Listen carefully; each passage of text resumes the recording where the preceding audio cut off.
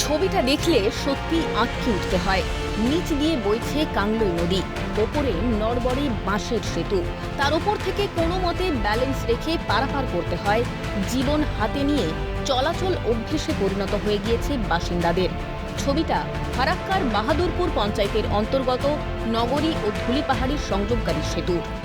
৭০ বছর ধরে এই ভগ্নদশা বাঁশের সেতুর উপর দিয়ে স্থানীয় বাসিন্দারা যাতায়াত করছে। প্রতিবার হয়তো ভোটের আগে নেতা মন্ত্রীরা আসে, নারকেল ফাটায়, লাড্ডু খাওয়ায় এবং এই বাঁশের সেতু পাকা সেতু তৈরি হবে বলে আশ্বাসও দেন, কিন্তু সেই আশ্বাস এখনো পর্যন্ত বাস্তবায়ন সেটা হয়নি।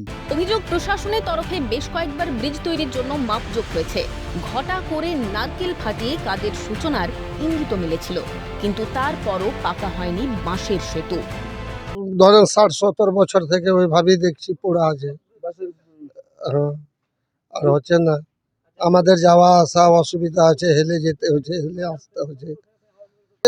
এদিক থেকে চলে এসেছে নগরী, দিলালপুর, কাংজল, এদিকে বীরনাথপুর, বিন্দুপাড়া, এগুলোতে যেতে হচ্ছে আমাদের জলের মধ্যে। আসছে ভোটের সময় আমাদের নেতাগুলো, তখন বলছে ব্যারিজ হবে, নারকেল ফাটাচ্ছে, সব কিছু রাস্তা পজিশন দেখছে। তারপরে এবার যখন হয়ে গেলো নারকেল ফাটা, খেয়ে নিল, চলে গেলো, তারপর আর কোনো কথা হচ্ছে না। ওই যেরকমকার বাস ওরকমই থেকে যাচ্ছে।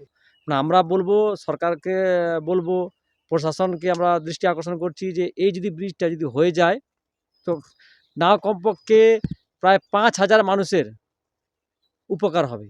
তৃণমূলকে ওরা ওরা ওরা ডায়লগ মেরেই যায়, ওই সে কী বলছে সুইচ গেট বসালে তাহলে এই পাড়ে আবার জল আসবে না।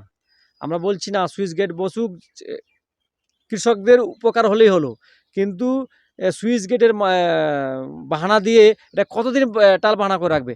সুইচ গেট হলে তাহলে কি ওটা পারাপার হওয়ার মতো ব্যবস্থা হবে? বিষয়টি ঊর্ধ্বতন কর্তৃপক্ষের নজরে আনা হবে বলে আশ্বাস শাসক শিবিরের। জানি দীর্ঘদিন থেকেই আছে বাঁশের সেতু, আর গ্রাম পঞ্চায়েত থেকেও হয়। আমি প্রধানের প্রতিনিধি বলছি, আমি ৩ মাস হলো আমরা জিনিসটাকে দেখবো, বিডিও সাহেবকে জানাবো, এমএলএ সাহেবকে জানাবো, জেলাতে জানাবো, চেষ্টা করবো। আর তারপরে রাস্তা, সরকারি রাস্তা কিন্তু নাই, মানে সেতু অবধি যাওয়ার জন্য রাস্তা নাই। এদিকে শাসকের উন্নয়নের বহর নিয়ে সুর চড়িয়েছে বিরোধীরা। বর্তমান যুগে এখানে চাকরি চুরি হয়, বালি চুরি হয়, কয়লা চুরি হয়।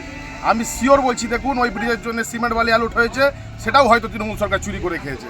যে যাতায়াতের সেটাই মূল ভরসা হচ্ছে বাসের সেতু। এটা লজ্জাজনক ব্যাপার। এখানে যে শাসক দলের বিধায়ক, উনি বলছেন উন্নয়নের জোয়ার বইছে, দিদির উন্নয়নের জোয়ার। সেই জোয়ারে এটাই হচ্ছে মূল, যে বাসের শাখ হতে পার হতে হচ্ছে মানুষ।